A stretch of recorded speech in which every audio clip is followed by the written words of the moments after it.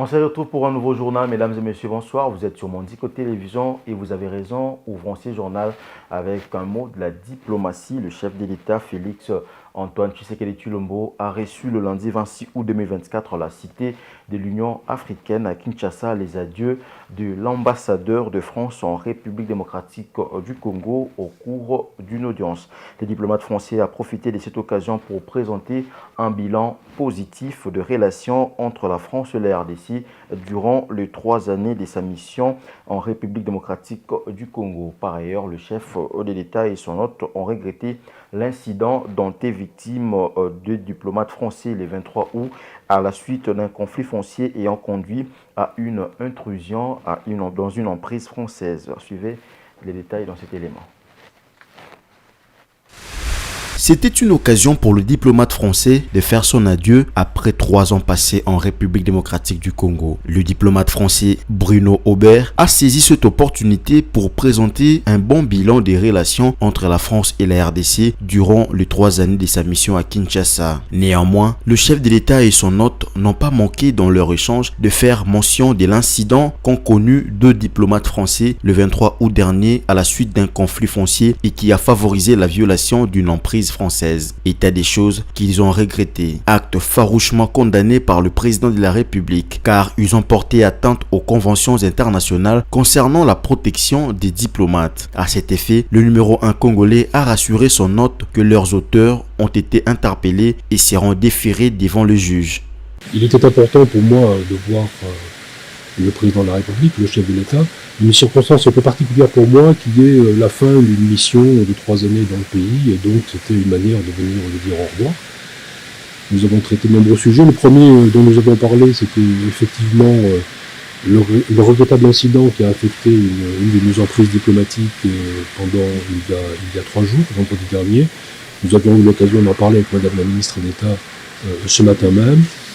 Donc cet acte regrettable et nous a assuré que toutes les mesures allaient être prises, et certaines mesures ont déjà été prises pour que ce genre d'événement ne se reproduise pas.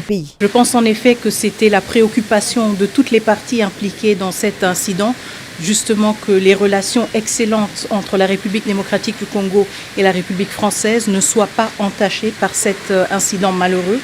Je pense que la République démocratique du Congo, à travers ses institutions et sa réaction rapide à cet incident, a démontré qu'elle tenait à ces excellentes relations, mais aussi que l'ambassadeur de la France, qui a été disposé à échanger avec nous dans des très brefs délais, a pu réaffirmer que c'était un souci mutuel et un souci partagé. Donc actuellement, les enquêtes sont en cours, justement pour avoir une meilleure compréhension de cet incident, de ses antécédents aussi, et pour permettre à la République démocratique du Congo de tirer toutes les conséquences nécessaires pour que ce genre d'incident ne se répète pas. À noter que cette audience marque la fin d'une étape importante pour les diplomates dont la mission à Kinshasa a été marquée par un engagement soutenu dans le développement de relations franco-congolaises. Restons toujours à la cité de l'Union africaine où le président Félix Tshisekedi avait reçu le même lundi une délégation de l'internationale socialiste conduite par l'ancien Premier ministre tchadien Saleke Diabo. Comme je l'ai dit, Saleke Diabo a conduit cette délégation qui était venue présenter au président Tshisekedi les félicitations de l'internationale socialiste pour sa réélection à la tête de la République démocratique du Congo et lui exprimer le soutien de leur mouvement. Regardez. Créée en 1951, l'Internationale socialiste est une organisation qui rassemble 132 partis socialistes ou sociodémocrates. L'UDPS, l'Union pour la démocratie et le progrès social, parti au pouvoir, est membre de cette plateforme internationale et occupe, à travers son secrétariat général, le poste de vice-présidence. L'ancien premier ministre tchadien, Saleh Kedzabo, président du comité Afrique, qu'accompagnait la secrétaire générale, Madame Chantal Kambiwa, est porteur d'un message de la haute hiérarchie de l'Internationale socialiste au chef de l'État Félix Antoine Tshisekedi Tshilombo. Au vu de la délégation qui m'accompagne, vous comprendrez aisément de quoi il s'agit. J'ai à ma gauche Madame Chantal Kambiwa, qui est l'actuelle coordinatrice générale, en d'autres termes secrétaire générale de l'Internationale socialiste. Et à ma droite, notre ami Auguste Kabouya, qui est un des vice-présidents de l'Internationale socialiste. Et donc, il se joint à la délégation pour porter ce message que nous avions de la part du président de l'Internationale socialiste, qui est l'actuel Premier ministre d'Espagne, qui nous a chargé de venir saluer le président Tshisekedi, lui présenter ses félicitations, parce qu'on n'a pas eu le temps, on n'a pas eu l'opportunité, on n'a pas pu s'organiser pour venir à l'investiture du président. Mais il n'est jamais trop tard pour le faire. Nous sommes venus lui présenter les félicitations de l'Internationale socialiste et le soutien de notre mouvement, dont vous savez que l'UDPS fait partie depuis des dizaines d'années. C'est un des partis membres influents de l'Internationale socialiste. Et donc c'est cette mission que nous sommes venus essentiellement exécuter pour apporter le soutien de l'Internationale socialiste au président Tshisekedi et à la République démocratique du Congo. L'Internationale socialiste est le successeur de l'Internationale ouvrière socialiste qui a regroupé la majeure partie des partis socialistes, sociaux-démocrates et travaillistes entre 1923 et 1946. Parmi les membres actuels de l'Internationale socialiste, on trouve notamment le Parti socialiste français, le Congrès national africain en Afrique du Sud, le Parti social-démocrate d'Allemagne et l'Union pour la démocratie et le progrès social, parti au pouvoir en République démocratique du Congo.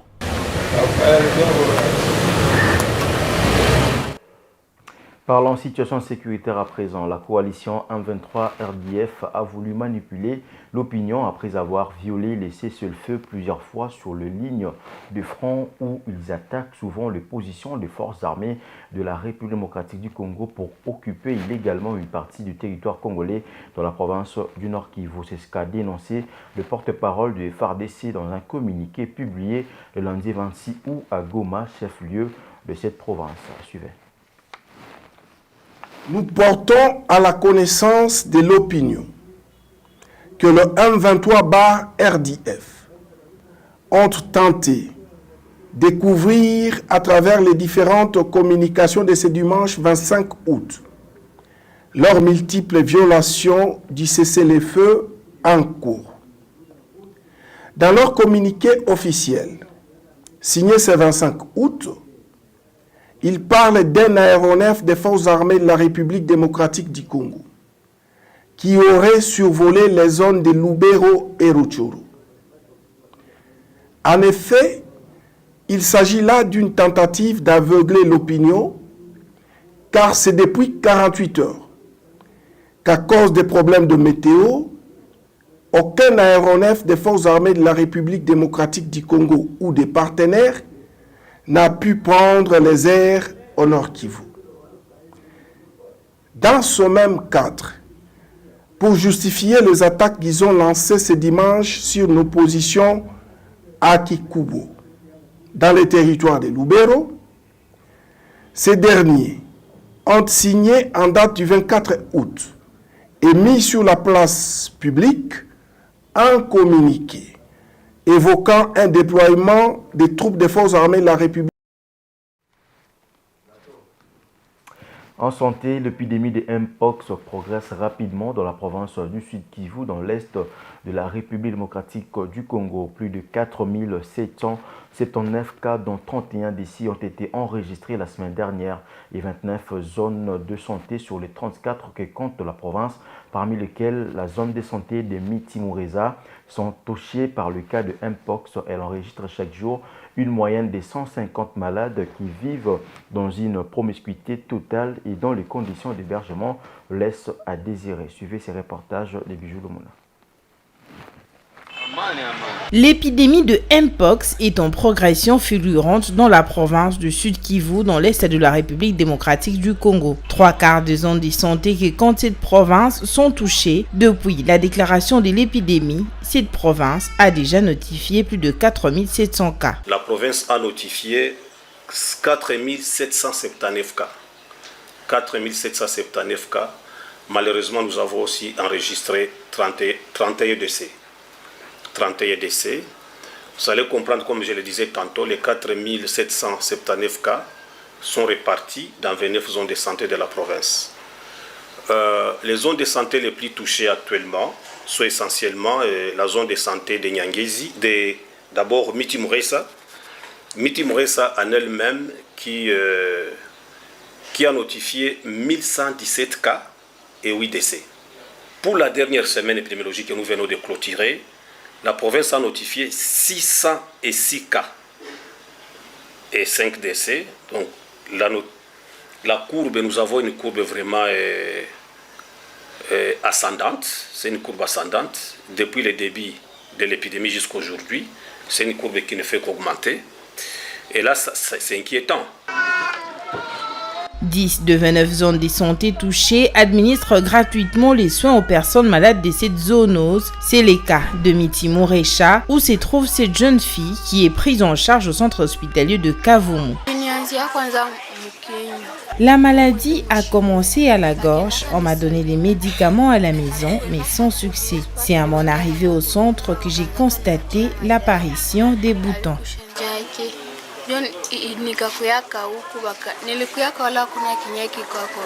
La zone de santé de Miti Muresa est parmi les zones ayant les cas de Mpox à grande échelle. Elle compte actuellement 1017 cas, dont 8 décès. Le centre hospitalier de Kavumu qui s'y trouve enregistre chaque jour qui passe une moyenne de 150 cas. Malheureusement, les conditions d'hébergement et de restauration laissent à désirer. Les malades dorment à même les sols à défaut de se retrouver 2 ou 3 sur un même lit. Les autorités sanitaires ainsi que les partenaires prennent déjà des dispositions pour pallier ces débordements et améliorer la prise en charge au centre hospitalier de Kavumu. Un autre site est en construction pour réduire la propagation de la maladie. Vu le débordement de cette structure, avec une moyenne de 150 malades par jour qui doivent être pris en charge, vu le débordement, maintenant au moment où je vous parle, nous sommes en train d'installer un autre site d'isolement à Luiro pour essayer de couvrir la partie, les aires de santé de Kaungu,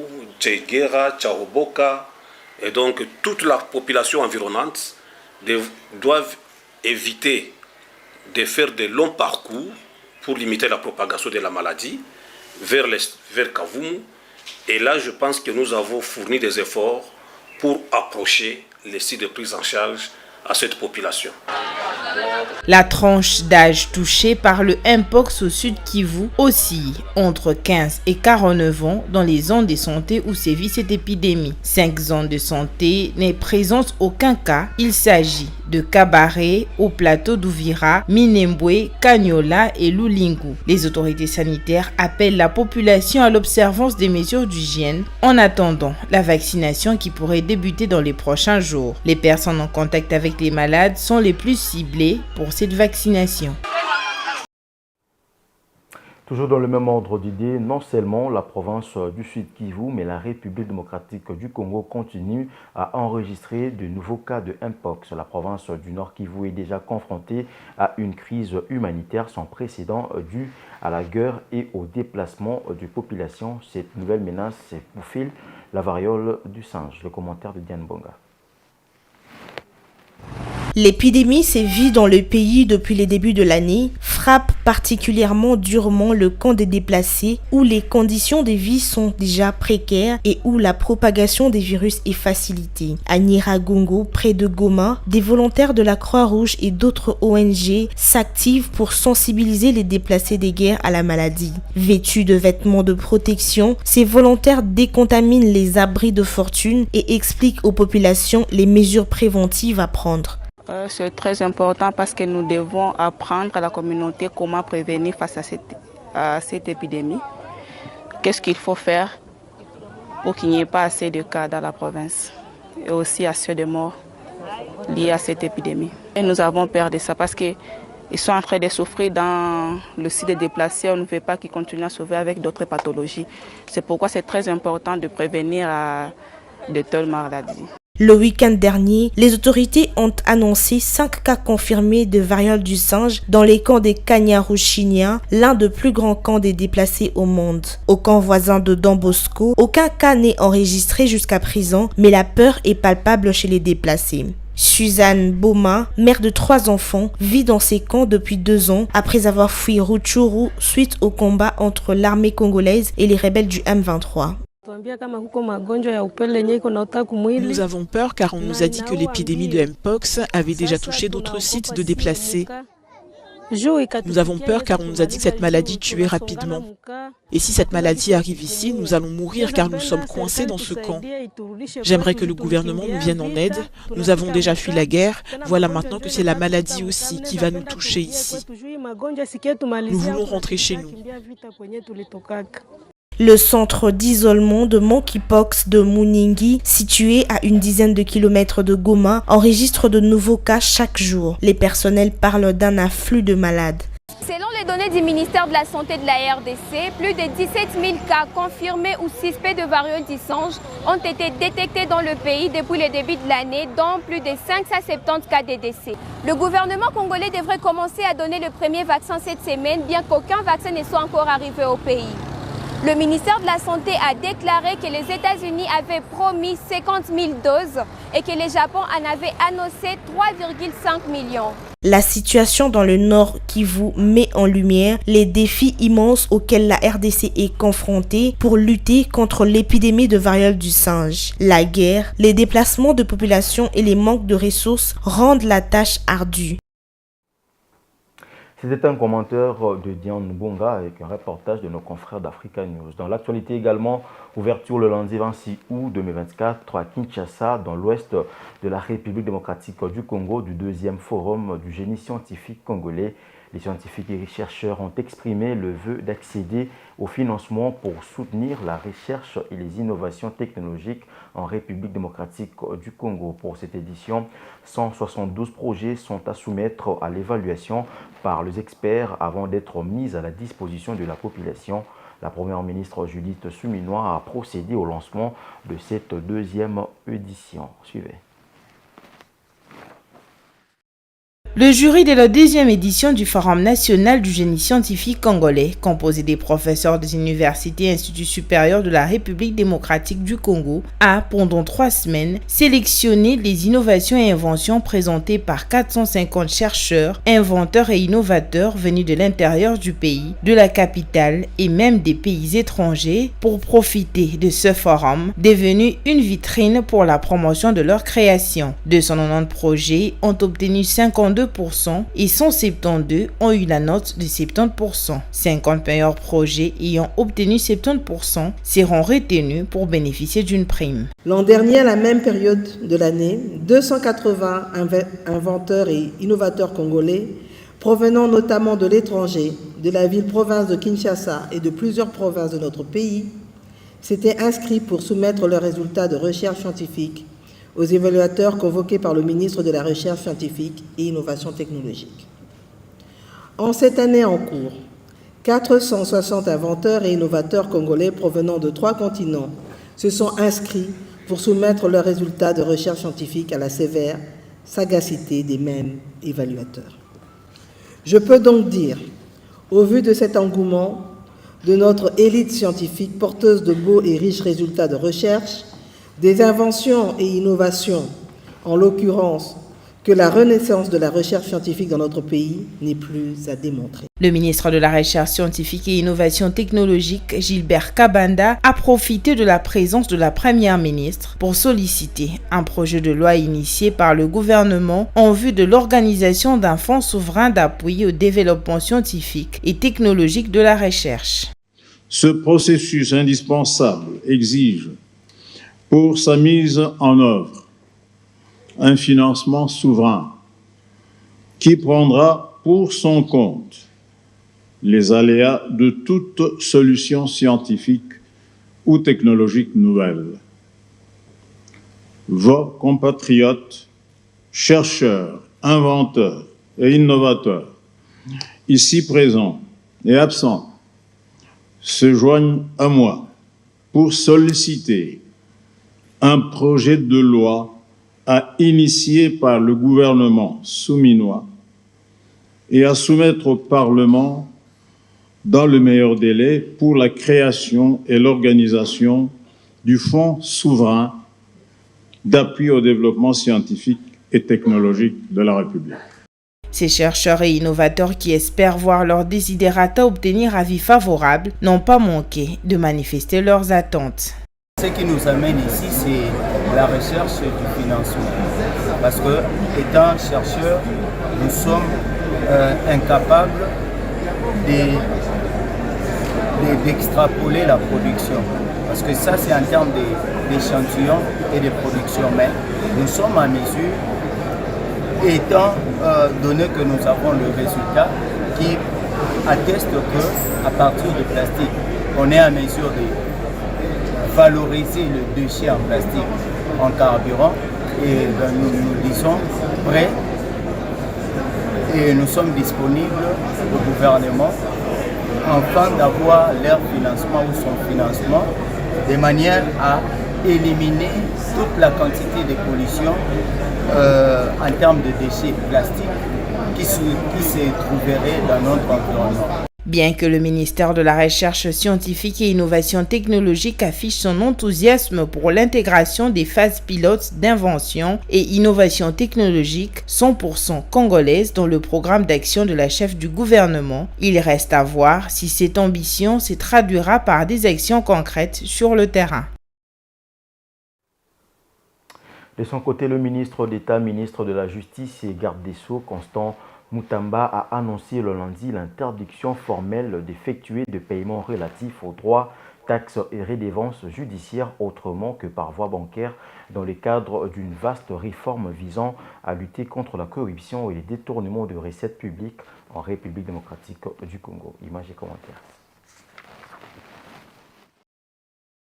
Le ministre d'État en charge de la justice, Constant Mutamba, ne veut plus s'arrêter dans cet élan de lutte engagée contre la corruption, la concussion et le coulage de recettes publiques. À travers un communiqué publié le mardi 27 août, il a annoncé l'institution d'un processus généralisé de bancarisation de tous les droits, taxes et redevances à percevoir à l'initiative du ministère de la Justice. Il s'agit notamment des amendes, la caution, le frais de consignation et des mises au rôle, des notifications, des certifications, d'authentification, de légalisation ou tout autre frais. Le guichet avancé sont progressivement installés auprès des parquets, cours et tribunaux, offices de police judiciaire et services relevant du secrétariat général à la justice ou tout autre service spécialisé du ministère, peut-on lire dans ses communiqués. Ainsi, il est par conséquent formellement interdit d'effectuer des paiements autrement que par voie bancaire. Les contrevenants s'exposent à des poursuites judiciaires et à la non prise en compte de paiements effectués, concluent les communiqués.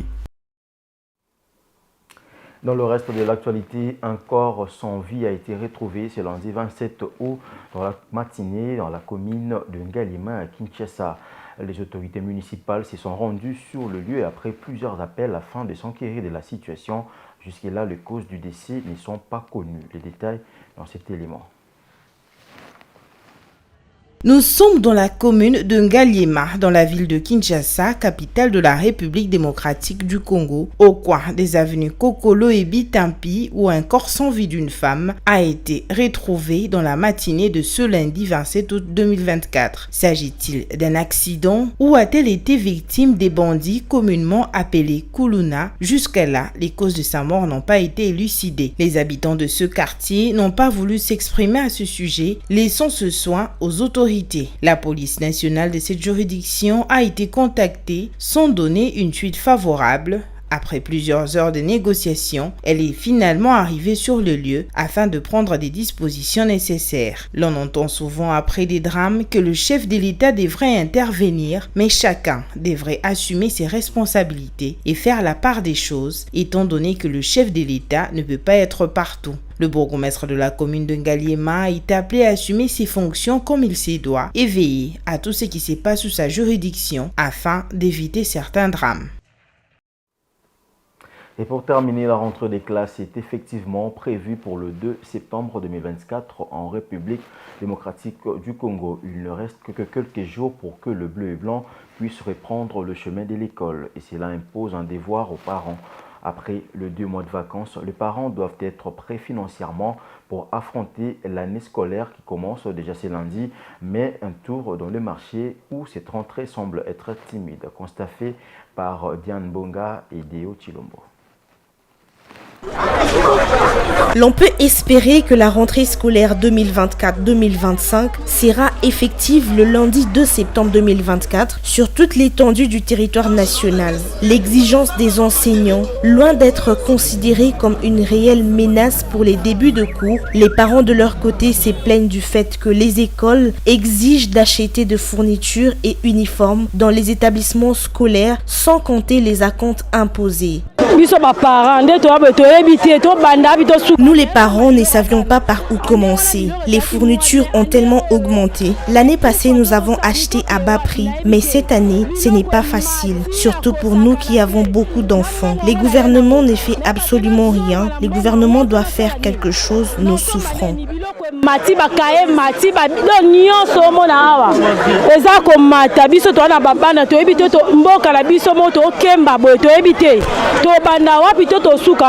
Pendant que le parent se plaigne de la hausse de prix des objets classiques, les vendeuses et vendeurs, eux également, affirment ne pas être en mesure de couler leur stock faute d'acheteurs. À moins de 2 semaines de la rentrée scolaire, des vendeurs constatent un faible engouement de parents dans l'achat de fournitures scolaires.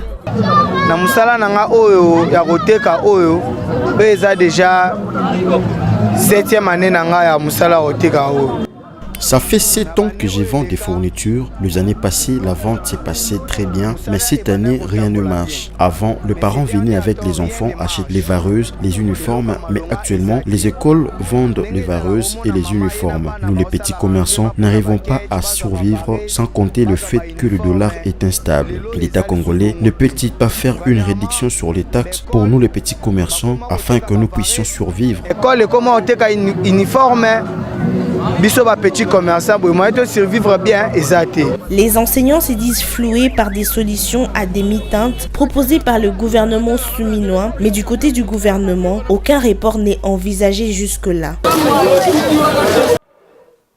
C'était là l'essentiel de l'actualité. Mesdames et messieurs, merci de l'avoir suivi. Prochain rendez-vous à 23h et dans l'autre temps, bonne suite des programmes sur Mondico Télévision en notre compagnie. Au revoir.